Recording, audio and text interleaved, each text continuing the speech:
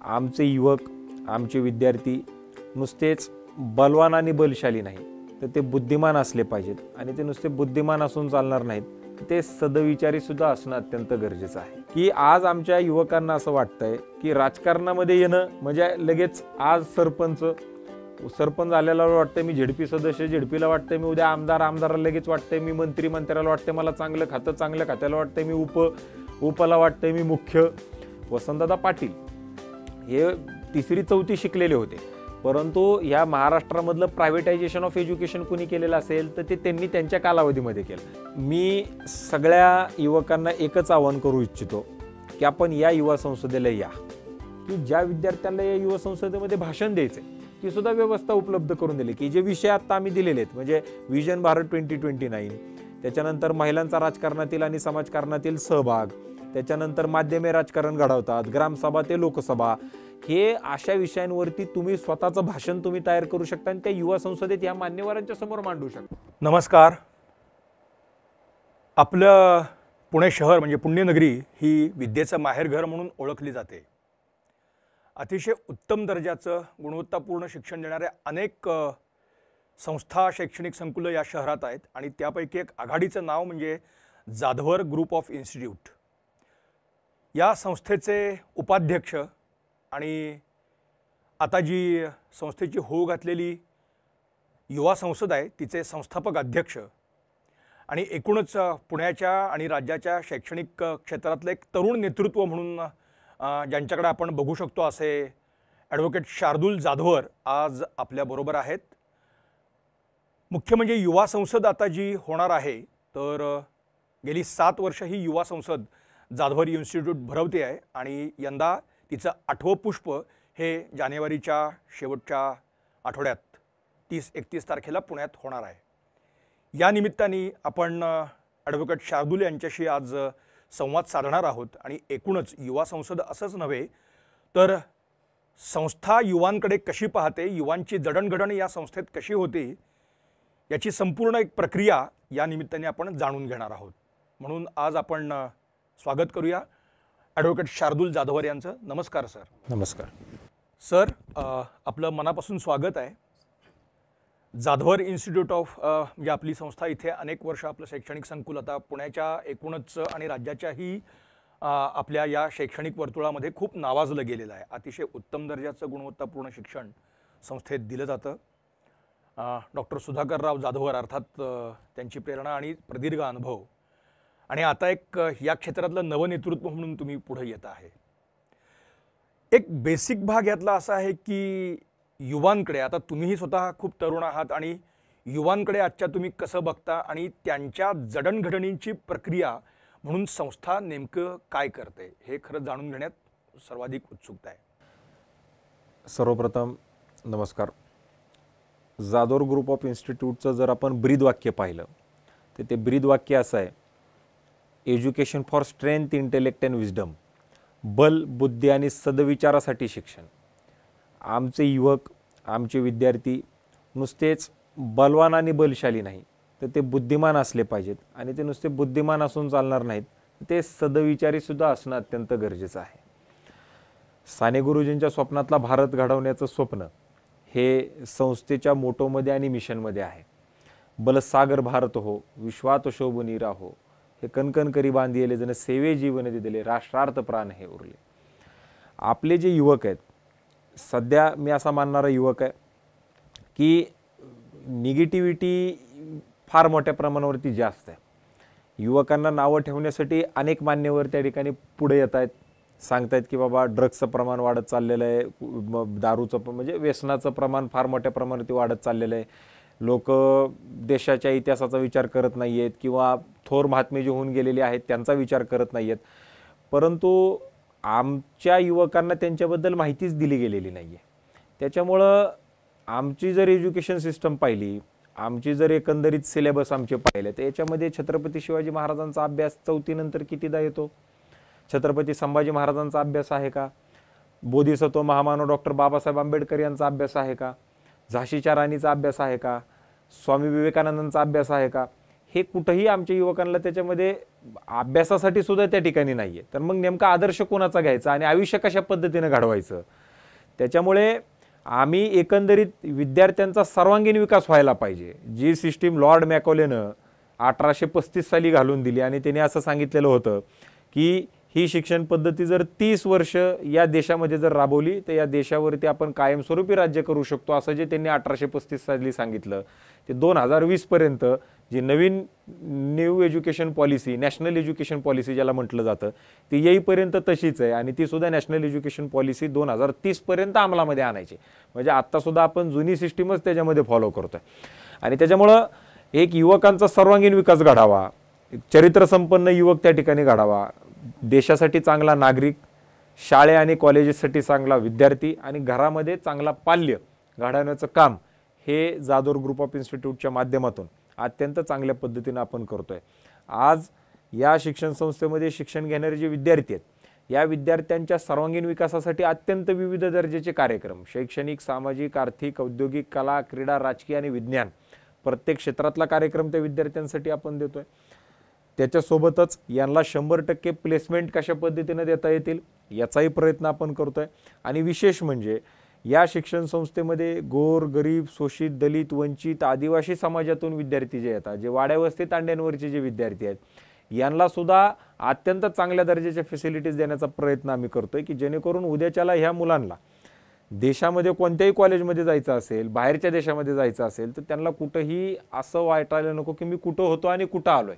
त्याच्यामुळे ज्या फॅसिलिटीज आम्ही या विद्यार्थ्यांना दिलेल्या आहेत त्या सुद्धा अत्यंत उच्च दर्जाच्या चांगल्या प्रतीच्या आम्ही देण्याचा प्रयत्न हा अत्यंत मोठ्या प्रमाणावरती केला आहे. आत्ता तुम्ही बोलताना एक गोष्ट सांगितली, अर्थात शैक्षणिक संकुलामध्ये वेगवेगळे उपक्रम आपले सतत सुरू असतात, यात वाद नाही. मग एवढे सगळे उपक्रम प्रत्येक क्षेत्रातले आणि त्यात तुमच्या संस्थेचे सगळे घटक हे मनापासून सहभागी असतात, तरीसुद्धा युवा संसद असा एक वेगळा विषय तुम्ही या सगळ्या म्हणजे 7 वर्षांपूर्वी पुढे आणला. तर ती नेमकी संकल्पना काय होती? म्हणजे मग आपण पुढे युवा संसदेकडे आणखीच येऊ, पण ही कल्पना का सुचली किंवा याच्यामागची प्रेरणा काय होती आणि यातून तुम्हाला काय साध्य करायचं आहे? याच्यामध्ये 2 प्रेरणा आहेत. सगळ्यात प्रथम प्रेरणा जी या ठिकाणी मला सांगावीशी वाटते आणि जी क्रमप्राप्त आहे ती म्हणजे की MIT शिक्षण संस्थेचे एक्झिक्युटिव्ह प्रेसिडेंट सन्माननीय राहुल कराड सर यांच्या प्रेरणेमधून ही युवा संसद त्याच्यामध्ये अस्तित्वात आलेली आहे. भारतीय छात्र संसद MIT शिक्षण संस्थेचा कार्यक्रम याची सुरुवात 2011 साली MIT पुणेमध्ये त्या ठिकाणी चालू झाली आणि तो कार्यक्रम घेत असताना त्या कार्यक्रमाची जी काही भाषा आहे, कारण भारतीय छात्र संसद म्हटलं की तामिळनाडूचाही माणूस येतोय, तिकडनं आसामचाही येतोय, इकडनं गुजरातचा येतोय, वरून काश्मीरचाही येतोय. त्याच्यामुळे तो कार्यक्रम त्यांना हिंदीमध्ये करणं देखील पूर्णतः शक्य नाही आहे. तामिळनाडूच्या किंवा साऊथ इंडियामध्ये जास्त हिंदीचं नाही आहे, आपल्यालाही त्याच्यामध्ये माहिती आहे. त्याच्यामुळं तो कार्यक्रम 80% इंग्लिशमध्ये व्हायचा आणि 20% हिंदीमध्ये व्हायचा. आणि राहुल सरांचं मला नेहमी सांगणं असायचं की अशा पद्धतीचा कार्यक्रम तुम्ही देखील त्याच्यामध्ये चालू करा. आणि म्हणून मग मी त्यांच्याकडनं परवानगी घेतली आणि त्यांना सांगितलं की सर तुम्ही इंग्लिश आणि हिंदीमधून करताय, मी हा कार्यक्रम मराठीतून करतो, जेणेकरून जी वाड्यावस्ती तांड्यांवरची जी आमची मुलं आहेत, जी गोर, गरीब, शोषित, दलित, वंचित, आदिवासी समाजामधून मुलं येतात, ज्यांच्याकडे कोणतंही बॅकिंग नाही आहे, ज्यांना मार्गदर्शन करणारी लोकांची संख्या फार मोठ्या प्रमाणावरती कमी आहे, या लोकांना आम्हाला जर पुढं आणायचं असेल तर मग आम्हाला हा कार्यक्रम मराठीतून घ्यायला पाहिजे. मग आम्ही महाराष्ट्राच्या पातळीवरतीचा कार्यक्रम घ्यायला आधी सुरुवात केली की युवा संसद ही महाराष्ट्राच्या पातळीवर असली पाहिजे. परंतु मग अजून एक आम्ही राज्य त्याच्यामध्ये ॲड केलं, ते म्हणजे गोवा. कारण गोवन लँग्वेज आणि कोकणी लँग्वेज, मराठी हे बऱ्यापैकी समान आहे आणि लोकांना ते सगळ्यामध्ये अत्यंत चांगल्या पद्धतीने ते समजतं. म्हणून मग आम्ही ते त्याच्यामध्ये केलं. ही झाली पहिली प्रेरणा सन्माननीय राहुल सर यांच्याकडनं. दुसरी जी प्रेरणा आहे ती म्हणजे की मला असं वाटतं की आमचे जे युवक आहेत, हे युवक आता स्वतः विचार करत नाहीत. व्हॉट्सअप युनिव्हर्सिटी कुणीतरी काहीतरी नरेटिव्ह सेट करतंय, ते नरेटिव्ह सेट केल्यामुळे हे लोक त्या पद्धतीनं स्वतः विचार करायला पुढे येऊ लागलेले आहेत आणि त्या पद्धतीनं त्यांचं काम चाललं. म्हणजे दुर्दैवाची बाब आज अशी आहे, आजचं जर उदाहरण घ्यायचं झालं, मराठवाडा ही संतांची भूमी आहे आणि या मराठवाडा या संतांच्या भूमीमध्ये एका जातीचा महाराज दुसऱ्या जातीच्या सप्त्याला बोलावला जात नाही. दुसऱ्या सप्ताह असेल तर एका जातीच्या महाराजाला त्याच्यामध्ये बोलवलं जात नाही. ही परिस्थिती आज मराठवाड्याची झालेली आहे, ज्या मराठवाड्यामध्ये सगळ्यात जास्त संत होऊन गेले, संतांची भूमी ज्या मराठवाड्याला म्हटलं जातं.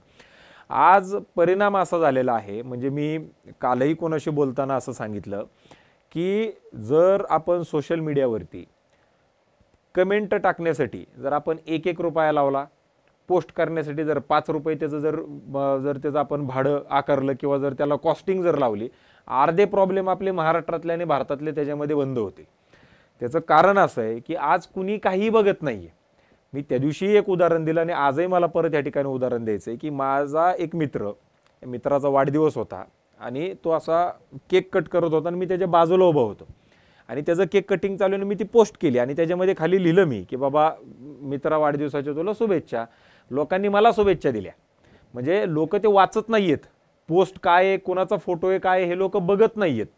आणि हे बघत जर नसतील तर याचा अर्थ त्याच्या खाली काय लिहिलेले हे तर म्हणजे त्याच्याहूनही ते लोक वाचत नाही. म्हणजे काहीतरी येतंय ते पुढं फॉरवर्ड करायचं, त्याच्यावर कमेंट टाकायची आहे, काहीतरी त्याच्यामध्ये टाकायचं आहे. या पद्धतीनं जे काही कार्यक्रम चालू झालेला आहे याच्यामुळं सगळ्यात जास्त प्रॉब्लेम्स या महाराष्ट्रामधले आरक्षणाच्या रिलेटेडचे किंवा जे काही सगळं इम्बॅलन्स जे काही सगळं झालेलं आहे सोसायटीमधला, तो ह्या सगळ्या गोष्टींमुळे त्याच्यामध्ये तो झालेला आहे. आणि त्याच्यामुळे या युवा संसदेमध्ये आम्ही या विद्यार्थ्यांना विषय देतोय. हे विषय काय आहेत, आता ह्या वर्षीची युवा संसद आहे याच्यातला पहिला जो विषय आहे ते आहे ग्रामसभा ते लोकसभा. ग्रामसभा ते लोकसभा म्हणजे काय की आज आमच्या युवकांना असं वाटतंय की राजकारणामध्ये येणं म्हणजे लगेच आज सरपंच झालेला वाटतंय मी झेडपी सदस्य, झेडपीला वाटतंय मी उद्या आमदाराला लगेच वाटतंय मी मंत्र्याला वाटतंय मला चांगलं खात्याला वाटतंय मी उपला वाटतंय मी मुख्य. या पद्धतीनं त्यांची सगळी जी काय वाटचाल चालू आहे. मग मुख्यमंत्र्याला वाटतंय मी उद्या खासदार व्हायला पाहिजे, खासदाराला वाटतंय मला उद्या चांगलं केंद्रात खातं पाहिजे, खात्यावाल्याला मी उपपंतप्रधान, मी पंतप्रधान. लोकांना राजकारण म्हणजे असं वाटू लागलेलं की फक्त पद, पुढं मागं पोलिसांच्या गाड्या आणि मग मी राजकारणात फार मोठा झालो. ही जी काय भावना लोकांच्या मनामध्ये झालेली आहे. त्याच्यामुळं आमचं असं म्हणणं की जे पहिलं सेशनच आत्ता आम्ही घेतले ते ग्रामसभा ते लोकसभा.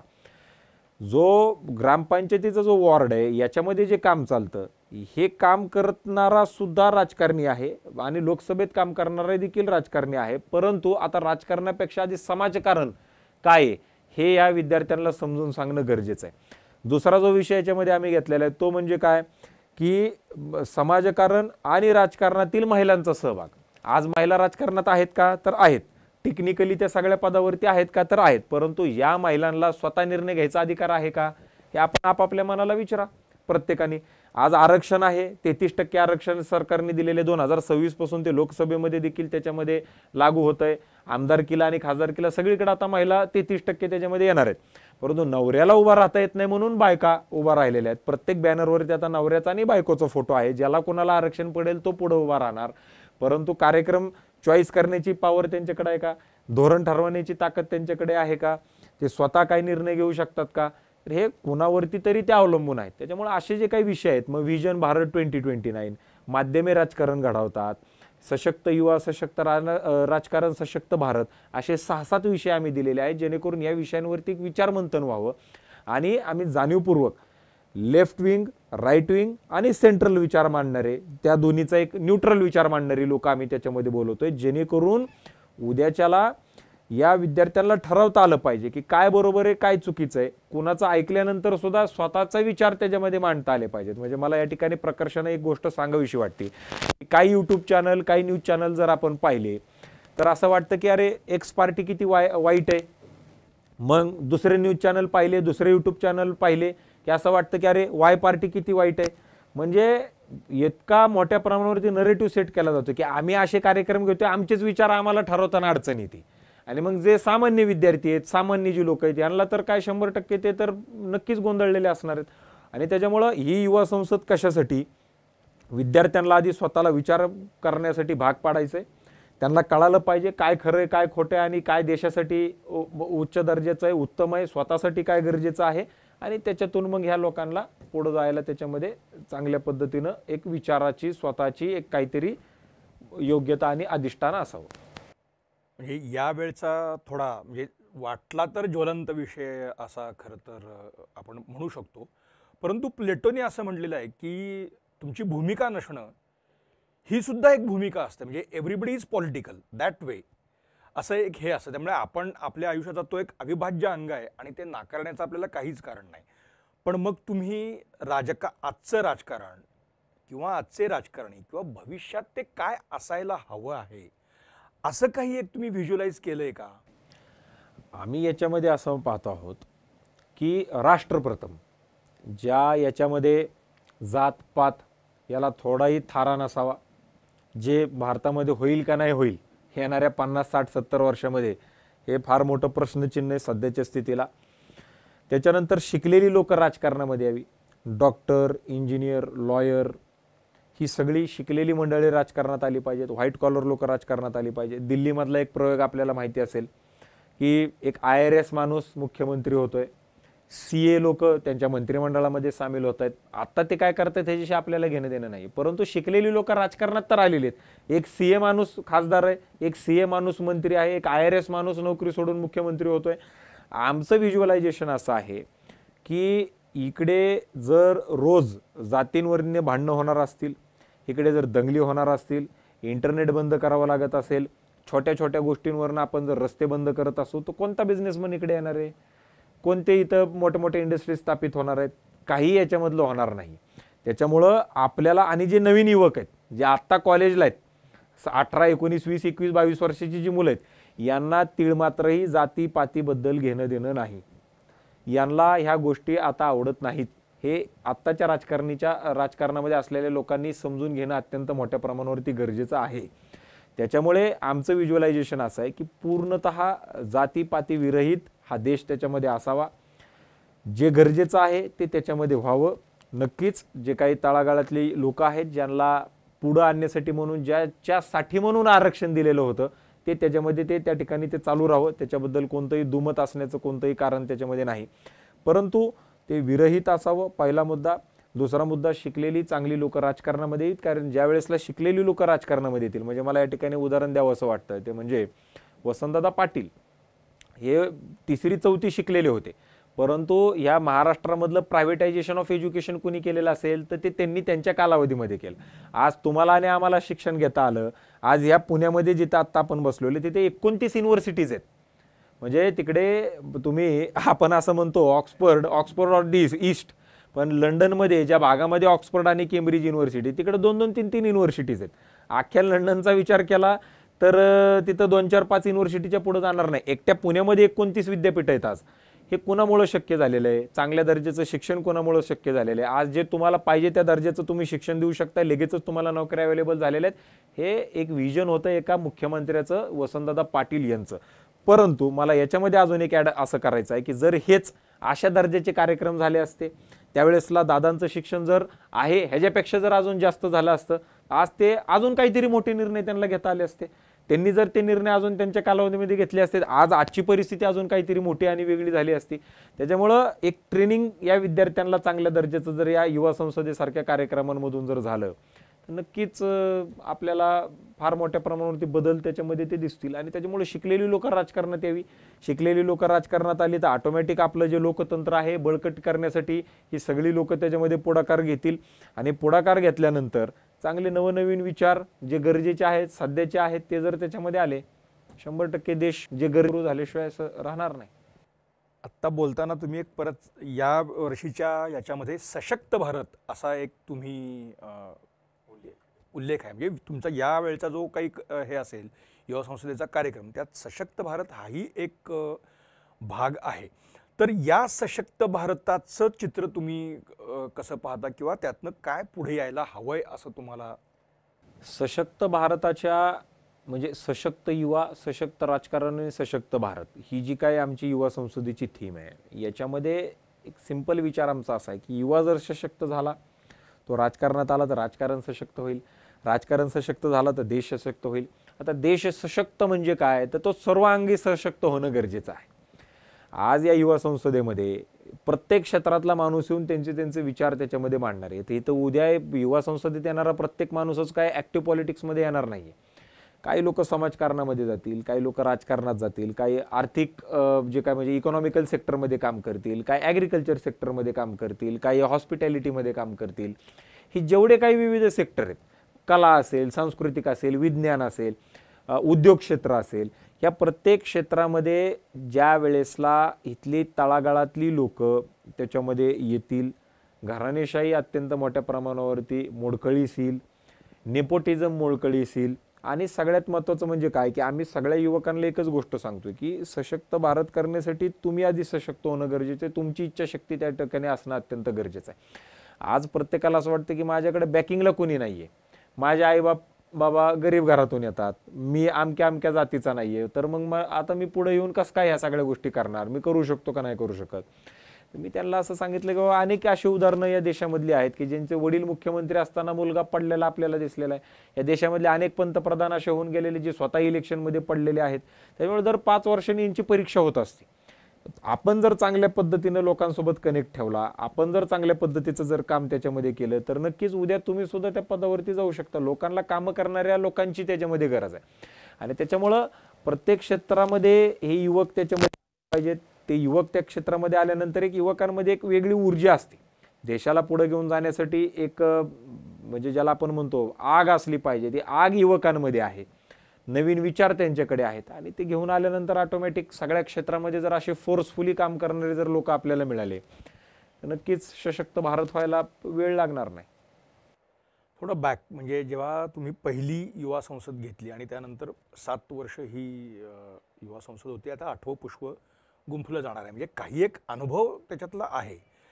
पण गेल्या 7 वर्षांच्या युवा संसदेचं तुम्ही इव्हॅल्युएशन इन द सेन्स कसं करता, how it was received by the people and all that, ते तुम्ही कसं बघता? आणि यावेळचा विषय थोडा वेगळा आहे, तर तो कसा घेतला जावा अशा अर्थाने?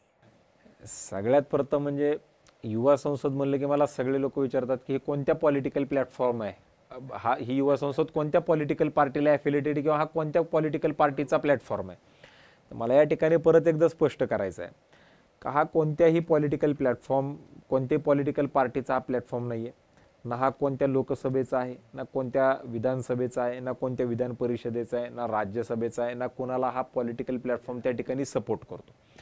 हा पॉलिटिकल प्लॅटफॉर्म नसून हा विद्यार्थ्यांना स्ट्रेंथनिंग करणारा प्लॅटफॉर्म आहे. ही युवा संसद घेत असताना मागच्या 7 वर्षांमध्ये मला एक चांगला अनुभव आलेला आहे. तो म्हणजे की युवकांना ट्रेनिंग दिल्यानंतर, म्हणजे आता ट्रेनिंग फार गरजेची. वेस्टर्न कंट्रीजचा ज्या वेळेसला आपण विचार करतो, आपण त्यांचं फक्त मॉडर्न आयुष्य घेण्याचा प्रयत्न करतोय, कपडे, खाणं, राहणं हे त्यांच्याकडनं घेतोय, परंतु एक गोष्ट त्यांच्याकडे ते म्हणजे ट्रेनिंग.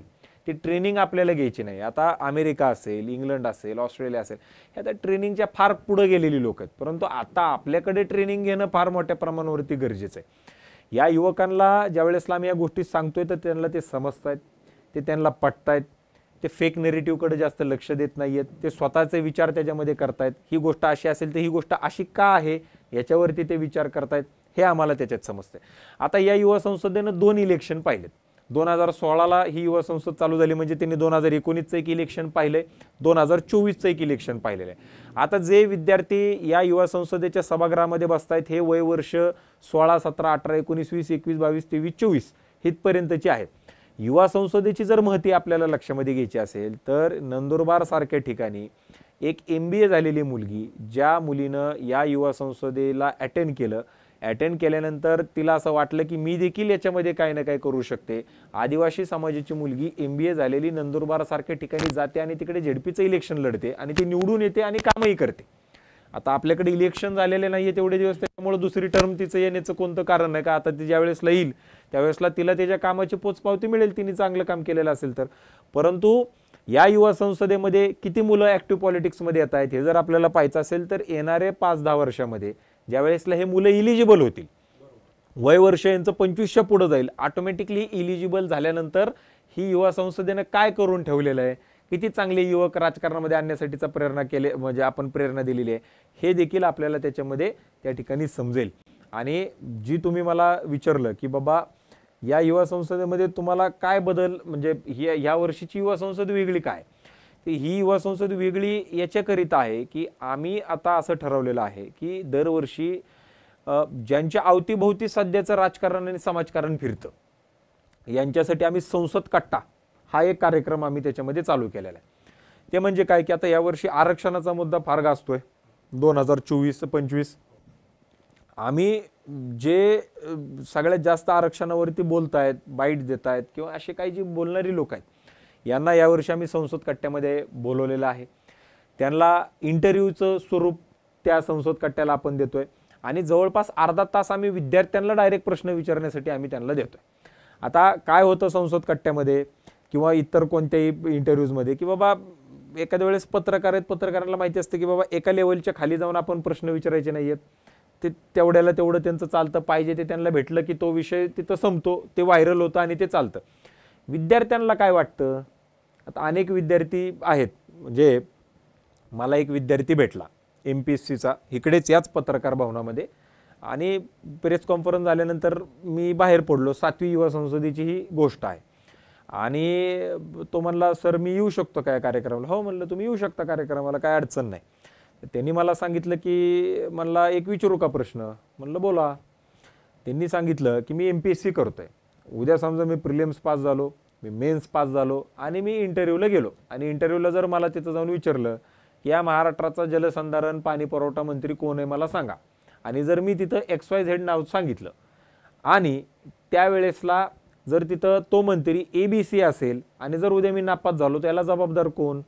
म्हणजे त्यांना असं म्हणायचं होतं की ज्या वेळेसला मी अभ्यास करतोय त्यावेळेसला XYZ माणूस मंत्री आहे, परंतु जर इंटरव्ह्यूला जाताना जर सकाळी ABC माणूस जर झालेला असेल, कारण तिथं बसलेली लोक तर आत्ता काय चालू आहे ते बघणार आहेत, काल संध्याकाळी काय होतं ते बघायला कोणी तयार नाहीये. कारण एक माणूस जर रोज पार्टी बदलत असेल, कोणती आता अर्ध्या पार्टी सत्तेत आहेत, सेम नावाच्या अर्ध्या पार्टी विरोधात आहेत. शिवसेना सत्तेमध्ये पण आहे विरोधात पण आहे, राष्ट्रवादी सत्तेत पण आहे विरोधात पण आहे.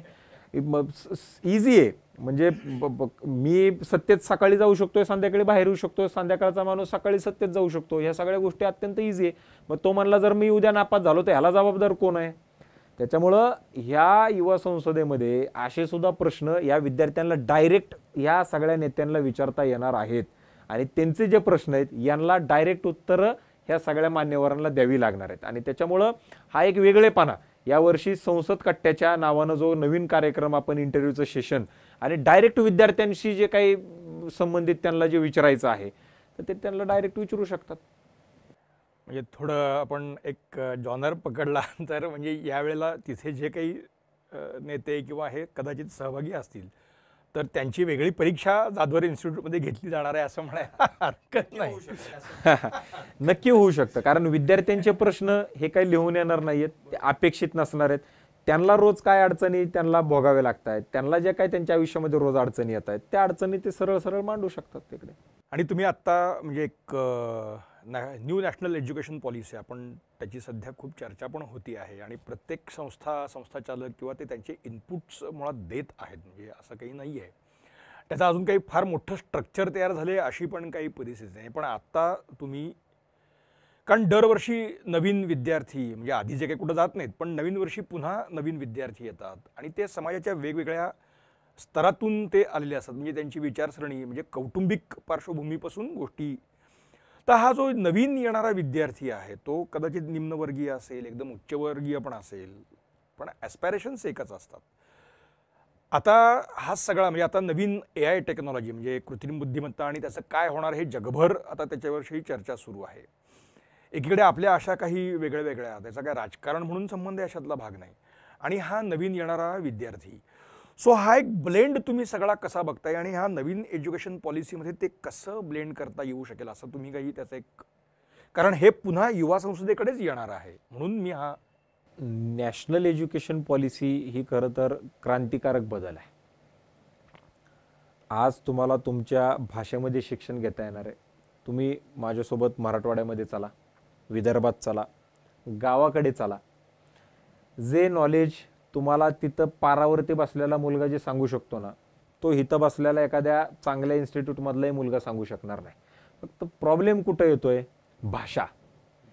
आमची मुलं जी वकील झालेली आहेत यांना मी स्वतः वकील आहे म्हणून तुम्हाला सांगतो, त्यांना जर एखादी केस सांगितली, त्याचे फॅक्ट सांगितले, त्यांना जर हे कसं लढवायचं सांगितलं आणि तो जर फक्त मराठीमध्ये त्याला लढायला चान्स मिळाला ना हायकोर्टामध्ये, हे जेवढी काही तुम्ही नावं घेता ना 5-5 लाख रुपये तासाला पर हिअरिंगला, काय ही मुलं त्यांना उभं खाली बसवतील एवढं त्यांच्याकडे नॉलेज आणि त्या पद्धतीची त्यांच्याकडे प्रभुत्व आहे. फक्त इंग्लिश भाषा त्यांच्याकडे प्रभुत्व नाहीये.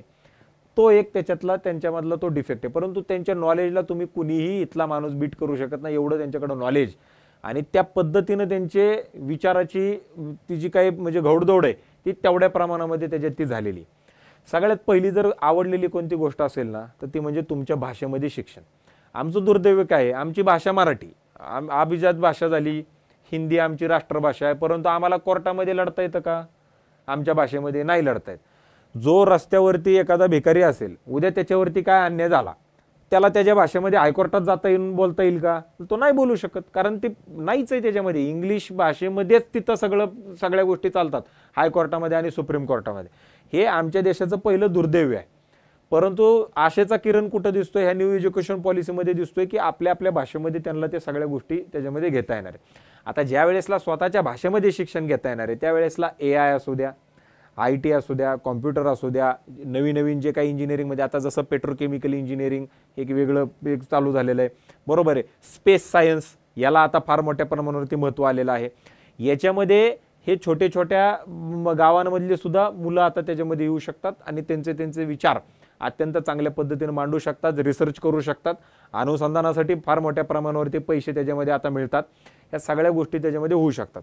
आता ह्या एज्युकेशनमध्ये आम्हाला काय वाटतं याच्यामध्ये यायला पाहिजे, तर ते म्हणजे आमचे आता सिलेबस चेंज होणं अत्यंत गरजेचं आहे. आता या न्यू एज्युकेशन पॉलिसीमध्ये ह्या सगळ्या गोष्टींचा विचार झालेला आहे की बाबा तुमच्या भाषेतून शिक्षण घ्या, मग FYला सोडलं तर काय मिळणार, SYला सोडलं कॉलेज तर काय मिळणार, TYला सोडलं तर काय मिळणार. परंतु आता जे जग स्पेस सायन्सकडं AI चाललेलं आहे, आता ते आमच्या सिलेबसमध्ये येणं आवश्यक आहे. जोपर्यंत हे बदल सिलेबसमध्ये येत नाहीत, कारण आपले सिलेबसचा काहीच फायदा बाहेर जाऊन होत नाही. म्हणजे आज जर आपण FY SY TY जर BCom केलं, त्याच्यानंतर जर मी CAला गेलो, CAला गेल्यानंतर तिथलं शिक्षण घेतल्यानंतर सुद्धा मला कोणाच्या तरी हाताखाली त्याच्यामध्ये काम करावं लागतं, इंटर्नशिप करावं लागते, तर मी ते करतो. आता बरं माझं वय, आधी शिक्षण घ्यायचं, मग ते CA पास व्हायचं, त्याच्यात जर 1-2-3 बॅक बसले तर तेवढे वर्ष माझे जाणार. मग परत मी इंटर्नशिप करायची, मग इंटर्नशिप केल्यानंतर मी माझी प्रॅक्टिस स्वतःची डेव्हलप करायची. मग माझ्याकडं माझं वय बघून ते लोक माझ्याकडे येणार, किती वर्षाचा अनुभव बघून माझ्याकडे येणार. मग तोपर्यंत माझं घर दार, आई वडील, त्यांचं औषध पाणी खर्च, ह्या गोष्टी चालवायच्या कशा? आपल्या शिक्षणामध्ये, इंटर्नशिपमध्ये, शिक्षणामध्ये एवढा आता खर्च होतोय, एवढे वय त्याच्यामध्ये निघून चाललंय की आता तुम्ही बघा लग्नाचं सुद्धा प्रमाण, वय वर्ष 30 नंतर लग्न व्हायला लागली. मग आता जर 30 नंतर लग्न होत आहेत, मग उद्या परत तिथं मुलं व्हायला प्रॉब्लेम व्हायला लागली, लोकांना वेळेमध्ये मुलं होत नाहीयेत, तिकडे डिवोर्स व्हायला लागले, एकीकडे तो प्रॉब्लेम वेगळा आहे. म्हणजे कुठंतरी एकावर एक ते अवलंबून आहे. आणि त्याच्यामुळं आपल्याकडे आता हे भाषेमध्ये आपले शिक्षण होत असताना त्याच्यावरतीच त्या भाषेंचं जास्त मोठ्या प्रमाणावरती मला असं वाटतं की त्याचा वापर ह्या डेली यूजमध्ये, लँग्वेजमध्ये त्या ठिकाणी होणं गरजेचं आहे. पहिला मुद्दा. दुसरा मुद्दा त्याच्यामध्ये असा आहे की हे सिलेबस आता चेंज होणं गरजेचं आहे, कारण हे सिलेबस फार आता जुने पुराणे, म्हणजे असं कधी वाटतं की आपले सिलेबस पुरातत्व खात्याकडे आहेत का काय. म्हणजे जे पुरातत्व खात्याकडे एखादा जर किल्ला असेल तिथं थोडं आपल्याला काही रंगरंगोटी करायची म्हटलं तरी त्यांची परमिशन AISIची आपल्याला घ्यावी लागते दिल्लीवरून. तसं आता आपल्या सिलेबसचं सुद्धा झालेलं आहे की ते शिक्षण खात्याकडे का पुरातत्व खात्याकडे, हे आपल्याला त्याच्यामध्ये लक्षात येत नाही. त्याच्यामुळे हे सगळं आता बदलणं हे अत्यंत मोठ्या प्रमाणावरती गरजेचं आहे. ह्याचं जर आपण बदल केले तर मला आत्ताही माहिती आहे की आपल्या जाधवर ग्रुप ऑफ इन्स्टिट्यूटमध्ये PGDM सारखा कोर्स आहे. या PGDMमध्ये स्वायत्तता आपल्याला असते की काय सिलेबस ठेवायचा आणि काय शिकवायचं. MBA इक्वलंट हा कोर्स आहे. मग आम्ही कंपन्यांसोबत टायअप केलेले आहेत. आता समजा उदाहरणार्थ तुमची कंपनी, तुम्ही सांगितले की मला हे ABCD शिकलेला मुलगा पाहिजे, आम्ही जर त्याला वर्गांमध्ये तेच ABCD शिकवलं तर उद्या ती लोक डोळे झाकून त्या मुलांना नोकरीमध्ये घेत आहेत. मग त्या मुलांना ॲडमिशन आणि नोकरी एकाच ठिकाणी आहे, त्याच्यामुळे ते बिंदास्त आहेत. त्यांना अभ्यास करताना सुद्धा कोणतंही टेन्शन, त्याच्यावरती बॉदरेशन नाही आहे. आणि कंपनीला सुद्धा पाहिजे की परत त्यांची ट्रेनिंग आणि प्लेसमेंटवरती त्यांना ट्रेनिंग आणि नाही आहे, त्यांचाही खर्च त्याच्यामध्ये वाचतोय. त्याच्यामुळं या new education, national education policy जे आपण त्याला म्हणतो, त्याच्यामध्ये आता जे बाजारामध्ये विकतंय ते आता आपण तयार करणं गरजेचं आहे. आपण तयार वेगळं करतोय आणि विकतंय वेगळंच. त्याच्यामुळं ते विकणाऱ्याला, म्हणजे ज्याला पाहिजे तो पण रिकामा आहे आणि ज्याला विकायचंय तो पण रिकामा, अशी दोघंही लोक रिकामी बसलेले आहेत. एक तुम्ही आत्ता उल्लेख केलात आणि मागे एकदा बोलताना तुम्ही संस्था विद्यार्थ्यांना काय पद्धतीनं फॅसिलिटेट करते हे तुम्ही मागे एकदा म्हणजे स्वातंत्र्य सैनिक असतील किंवा हे ते फॅसिलिटेट तुम्ही केलं होतं. खरं तर आज त्यानिमित्ताने थोडं तोही एक पोर्शन मला तुमच्याकडून जाणून घ्यायचं आहे, कारण मी आत्ता शैक्षणिक खर्च हा विषय हा पण ज्वलंत विषय आणि तो पुढच्या काळातही राहणार आहे. पण अशा काही घटकांना संस्था एकही रुपया खर्च घेत नाही असं तुम्ही मागं सांगत होता, तर ते एक्झॅक्टली काय हे आहे? कोरोनाच्या कालावधीमध्ये ज्या वेळेसला सगळे लोक आपण घरामध्ये होतो, वडिलाचं निधन झालं तर मुलगा त्यांच्या निधनाला त्या ठिकाणी अंत्यसंस्काराला जात नव्हता. घरामध्ये कुणी कुणाला बोलत नव्हतं, जवळ येत नव्हतं. प्रत्येकजण आपापला स्वतःचा विचार करायचं. त्यावेळेसला पोलीस, आर्मीमधील लोक, पत्रकार, फायर ब्रिगेडमधली लोक आणि ॲम्ब्युलन्स चालक हे पाचही लोक कामं करत होते. आणि मी असं कुठंतरी ऐकलेलं आहे की आपल्या हातून जर कोणाचे अंत्यसंस्कार झाले ते मागच्या जन्माचं काहीतरी आपण ते करणं असणं म्हणजे ते करावं लागतं कर्तव्य, ते त्यावेळेसला केलेलं नसतं म्हणून ते ह्या जन्मामध्ये आपण ते पार पाडतो असं काहीतरी मी ते ऐकलेलं होतं. पोलिसांनी, आर्मीमधील लोकांनी, पत्रकारांनी किती लोकांचे अंत्यसंस्कार केले हो? तुम्हाला बातम्या तुम्ही आता जर